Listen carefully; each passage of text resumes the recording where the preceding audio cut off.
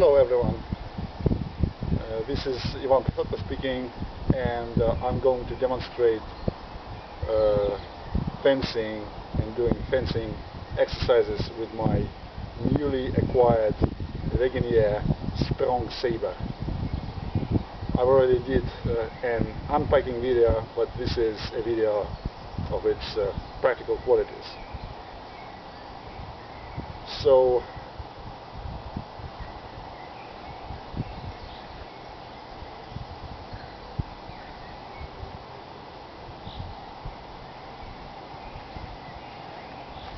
what can we say about this sword? The blade is 88 centimeters, if I remember correctly.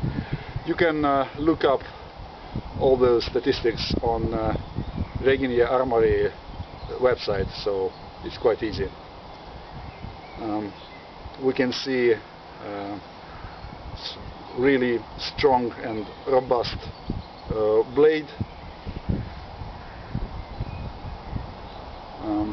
It tapers from the guard to the point.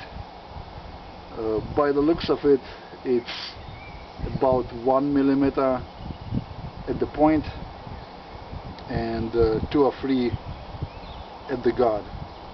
So it's quite a significant drop. It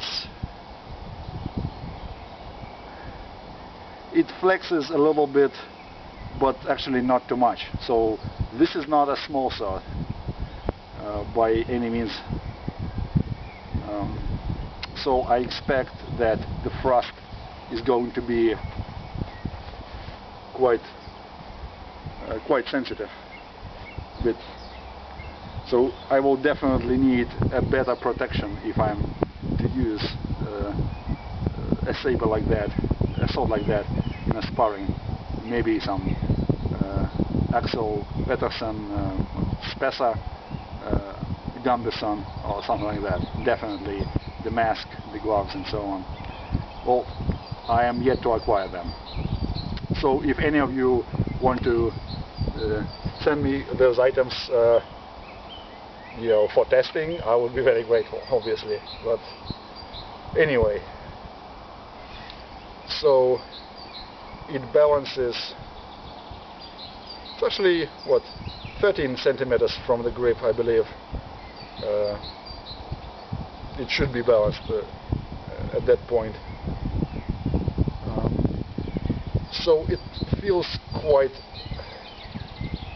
powerful. I would say that if I am to have a sharp equivalent to this saber, it will be able to give quite a powerful cut. So it's a realistic sword. It represents military saber, so your actual cut and thrust saber that is able to do both things. If you want to something completely straight, maybe you should go for the rapier or some medieval one-handed sword. And if you want to do some kind of shamshir or tulwar or polished saber, well, you want to have something more curved than that, because it has this really gentle curve. It will obviously be assisting for the cutting, but not too much. So yes, it's quite heavy, as I already said. I was not able yet to measure it very precisely, but it was about 900 grams. So this is, or slightly above. So this is in the range of cavalry saber, really. It's really great for your arm strength and sort of developing your muscular deltoids, because if you are going to stand in the high second,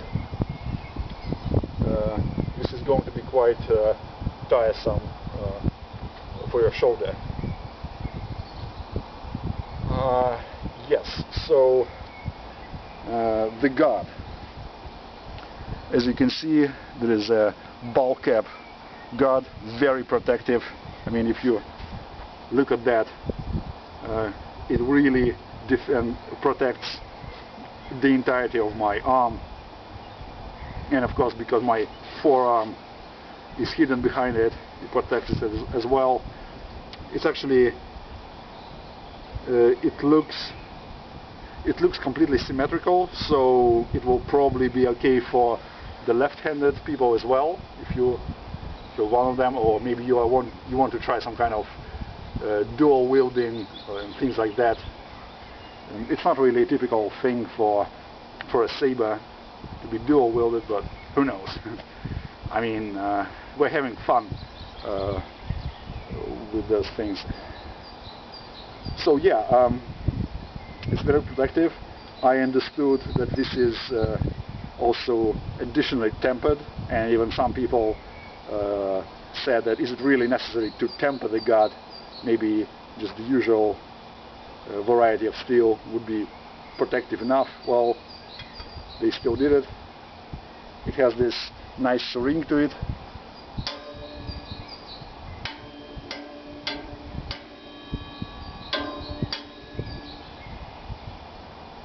I don't know what it means. Maybe it means that it's this is a good steel.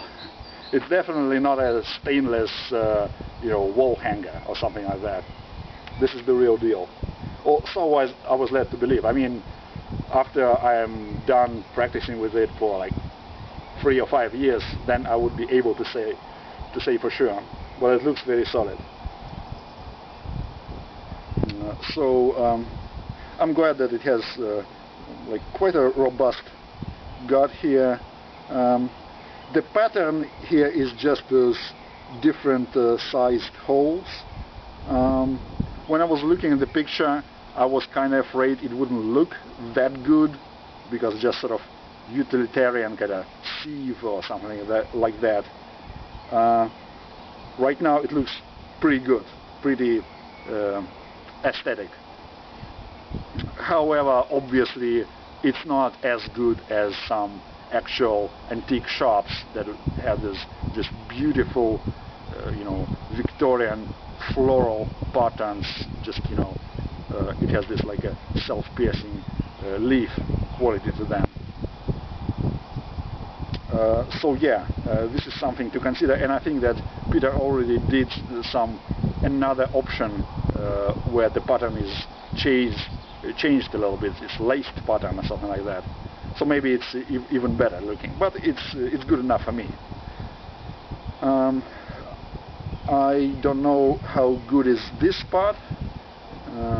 I suppose if it's a good steel, it's not going to break, obviously, and I'm glad that it's connected rigidly to the pommel, to the end of the handle here. So I hope it's good enough. It looks a little bit narrow here, but it's okay, because obviously he needed to perforate the ball cap here, the guard here, to decrease the weight. Otherwise it's going to be, I don't know how heavy. Or then he has to make it thinner, which is not as good necessarily. So the handle has this rounded rectangle cross section, as you can see. I think it's going to be really useful for training this nice edge alignment, because I intend to deal with test cutting with shops at some point, and I want to train this correct form so that I am following with my edge and I'm hitting with very good edge alignment. So it's nice, because those flimsy, very thin, completely round grips, they are just not very good. So the handle is quite long, but not too long actually. So right now, if I am to grip it in a hammer grip, yeah, sure, there is a significant space left here. At the same time, if I'm going to use it with some kind of protective gloves, well, I kind of need all that space to fit my hand inside. And of course, the space between the guard and the hand right here, well, it's quite spacious. Some people from Academy of Historical Fencing, I believe, they were criticizing that a little bit, saying that, well, it's too spacious. Well, you know, it's a choice. So it's a design choice, and Peter Regenyei made this type of choice. Right now, I'm not upset. I'm happy.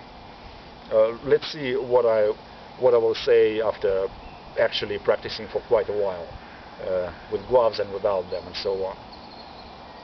And of course, if I'm using this handshake grip, then in terms of handle, I am quite happy. I have quite large hands, so I need that space actually.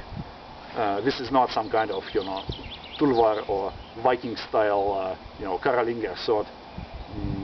So I need that space to actually be able to do some thrust work and so on.